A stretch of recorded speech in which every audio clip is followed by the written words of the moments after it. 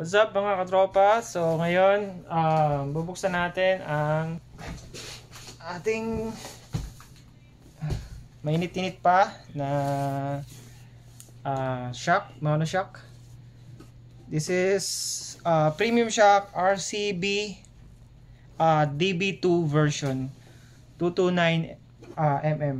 Pwede siya sa GTR, pwede siya sa RS150. Okay, so open na natin.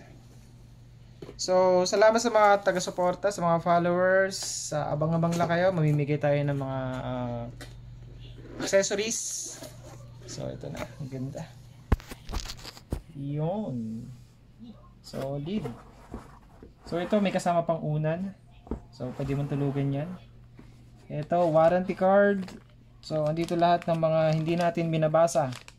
Pero iniipon lang natin. Suspension, warranty card, suspension, warranty conditions, sticker. Tapos may kasama pang-adjust. Ito dito yung ginagamit, pang-adjust na ng height. Yan, sakto. Tapos dito yung bracket. Yan, solid ang bracket.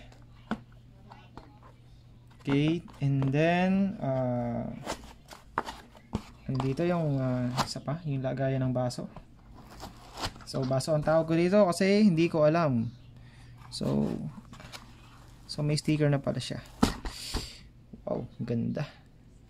Ito yung adjustment ng compression, plus, minus. Sarap sa tenga ng tunog. Iyon.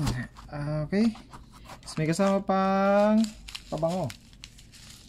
Sa sapatos ko lang ito nakikita, pero solid. Ngayon lang nakakita ng monoshock na may kasamang silica gel.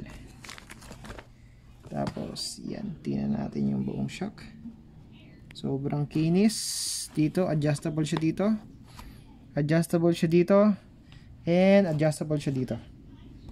Yan, solid ng hose, ang kapal. Okay, ito lang po.